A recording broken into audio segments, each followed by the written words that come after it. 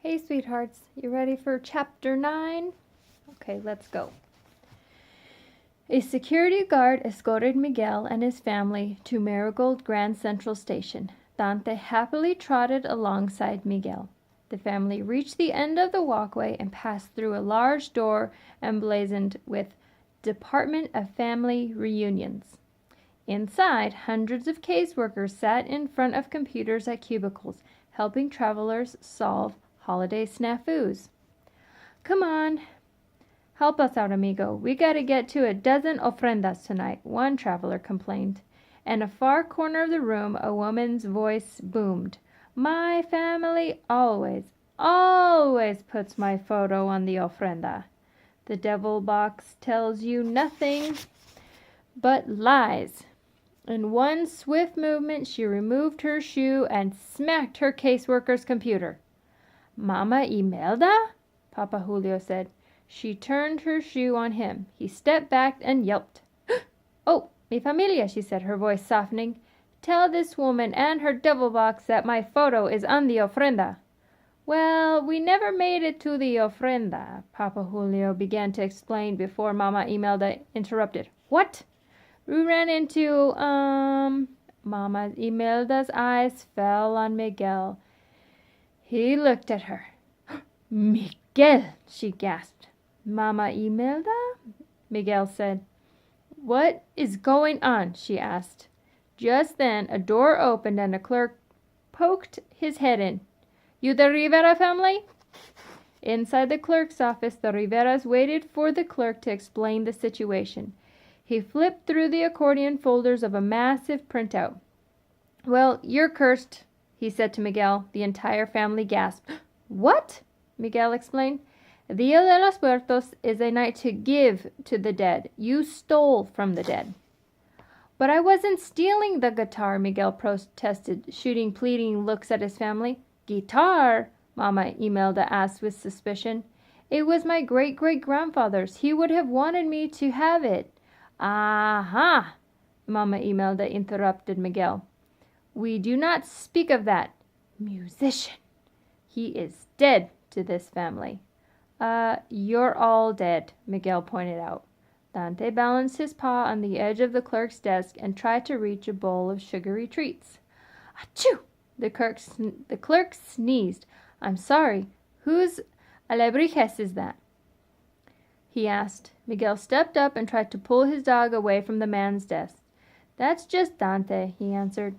He sure doesn't look like an alebrije, said Tia Rosita, gesturing to the fantastical creatures fluttering on the other side of the window. He just looks like a plain old dog, said Tio Oscar. Or a sausage someone dropped in a barber shop, joked Tio Felipe. Whatever he is, I am terribly allergic, said the clerk.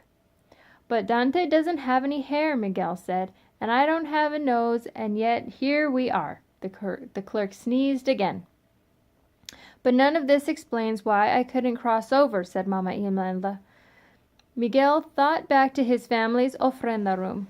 He sheepishly pulled the black and white photo from his pocket. Oh, he said, and unfolded the photo of Mama Imelda, Mama Coco, and the unidentified man. You took my photo off the ofrenda, Mama Imelda exclaimed. It was an accident, Miguel said. Mama Imelda turned to the clerk with urgency. How do we send him back? Well, since it's a family matter, the clerk flipped through the pages of a reference book. The way to undo a family curse is to get your family's blessing. That's it, Miguel said. Get your family's blessing and everything should go back to normal, but you gotta do it by sunrise, warned the clerk. What happens at sunrise? Miguel asked. Híjole, Papa Julio suddenly exclaimed. Your hand. Miguel looked. The tip of one of his fingers had started to turn skeletal. Miguel paled and began to faint, but Papa Julio caught him and slapped him awake. Ho, Miguel, said Papa Julio. Can't have you fainting on us. They have no time to waste. Miguel would turn fully skeletal by sunrise. The clerk stepped over.